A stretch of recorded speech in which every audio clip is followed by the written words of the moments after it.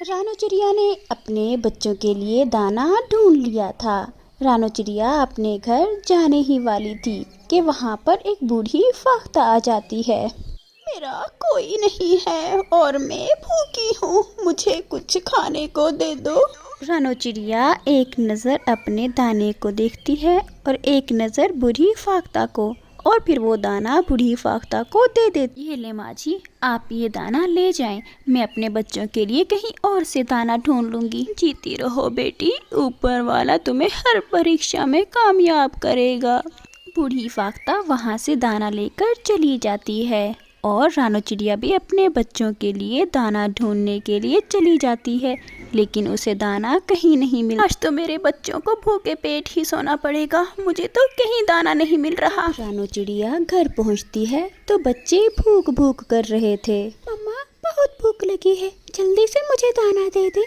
मम्मा मुझे भी बहुत भूख लगी है, मुझे भी जल्दी से दाना दे दो। बच्चों मुझे माफ़ कर दो, आज मैं तुम्हारे खाने के लिए कुछ भी ना ला सकी। जो मुझे खाने को मिला था वो मैंने बूढ़ी फाख्ता को दे दिया। बच्चे ये सुनकर अपनी माँ से कहते हैं, लेकिन मम्मा आपने अपना दाना उस बूढ़ी फाख्ता को क्यों दे दिया? बेटी, जो अपनी चिंता छोड़कर दूसरों की मदद करते हैं, ऊपर वाला भी उनकी मदद करता है। मम्मा फिर क्या हम भूखे रहेंगे? मेरे बच्चों, मैं कल आपके लिए ज़रूर कुछ ना कुछ लेकर आऊँगी। सुबह हो जाती है और चिड़िया फिर से अपने बच्चों के लिए दाना लेने के लिए निकलती है। आधे रास्ते में उसको वही बूढ़ी फाख्ता नजर आती है। चिड़िया, तुम अपनी परीक्षा में पूरी उतरी, तुमने अपने बच्चों को भूखा रखकर दूसरों की मदद की।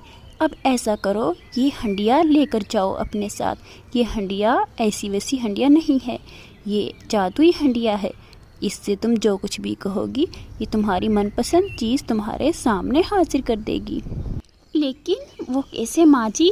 बस इसको अपने घर में ले जाकर चूल्हे पर रख देना और आग जला देना। उसके बाद तुम इससे जो कुछ भी कहोगी, ये तुम्हारे सामने हाजिर कर देगी। रानू चिड़िया तो बहुत खुश हो जाती है और वो उस हंडिया को अपने घर लेकर चली जाती है। मम्मा मम्मा आज क्या दाना लेकर आई है? मम्मा जल्दी करें, मुझे बहुत भूख लगी है। आज तुम्हें कुछ और ही मिलेगा। आज मेरे बच्चे जो कहेंगे उनको वही मिलेगा। मम्मा मैं तो मीठे चावल खाऊंगी। मम्मा मैं भी मीठे चावल खाऊंगा। और फिर रानू चिड़िया उस जादुई हंडिया से कहती है, जादुई हंडिया मेरे बच्चे भूखे हैं, इनको मीठे चावल दो। और फिर उस हंडिया से मीठे चावल निकल आते हैं। सारे बच्चे खुश होकर खाते हैं। रानू चिड़िया एक प्लेट में चावल डालकर अपने पड़ोसी तोते के पास जाती है। तोते भैया, ये लो मीठे चावल खाओ। अरे मीठे चावल, मुझे तो मीठे चावल बहुत पसंद है। इतनी देर में वहाँ पर गोरी कौवी भी आ जाती है। अरे चिड़िया, मेरा भी बहुत दिल कर रहा है मीठे चावल खाने को, मुझे भी दे दो। बहन आप अपने घर जाओ, मैं अभी आपके पास लेकर आती हूँ चावल। रानू चिड़िया फिर अपने घर जाती है। गुड़िया बेटी, क्या हमारी हंडिया में अभी और चावल हैं? जी मम्मा, अभी तो उसमें आधी हंडिया रखे हुए हैं चावल। फिर रानू चिड़िया एक प्लेट में चावल डालकर गोरी के घर जाती है।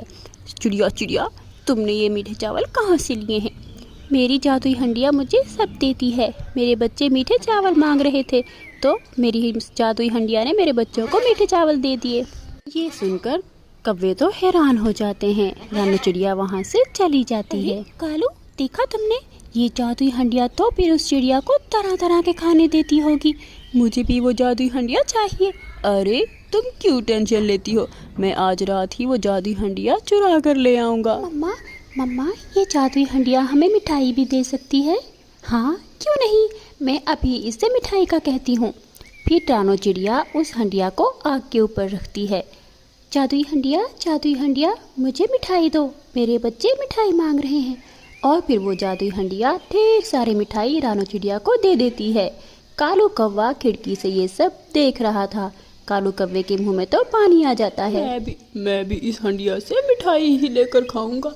और फिर रानू चिड़िया और उसके बच्चे मिठाई खाकर सो जाते हैं।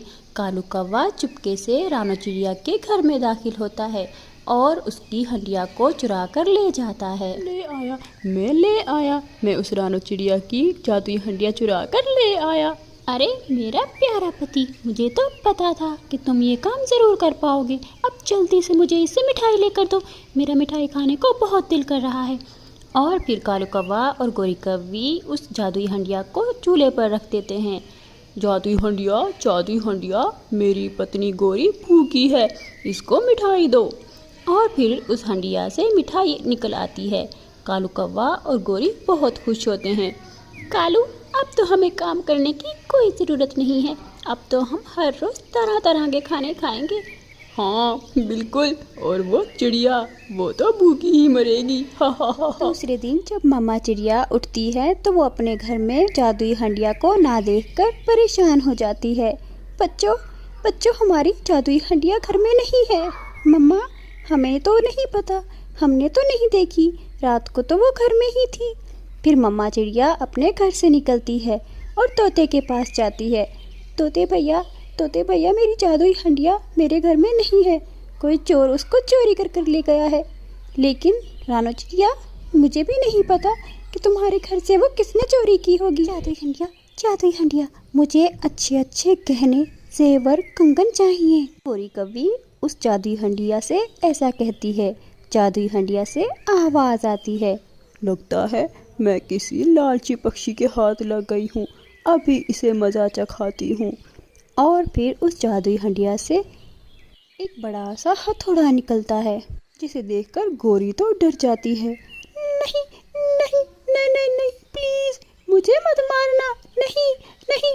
लेकिन वो हथौड़ा उस गोरी कौवी की बहुत पिटाई लगाता है, इतनी पिटाई लगाता है कि गोरी तो मर ही जाती है।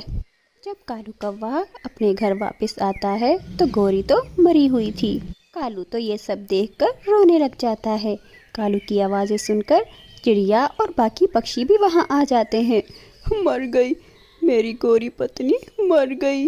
मेरी पत्नी कैसे मर गई? जो कोई भी लालच करेगा, मुझसे गहने, सोने, चांदी मांगेगा, वो अपनी लालच की वजह से ऐसे ही मरेगा। ओह, तो गोरी अपने लालच की वजह से मरी है। कालू भैया, ये जादुई हंडिया मुझे वापस करो, आप ये चोरी कर लेकर आए थे, वरना जैसे गोरी मर गई है ऐसे तुम्हारा भी यही हाल होगा। और फिर रानो चिड़िया वहाँ से अपनी जादुई हंडिया उठाती है और चली जाती है। कालू वहाँ बैठकर रोता ही रह जाता है।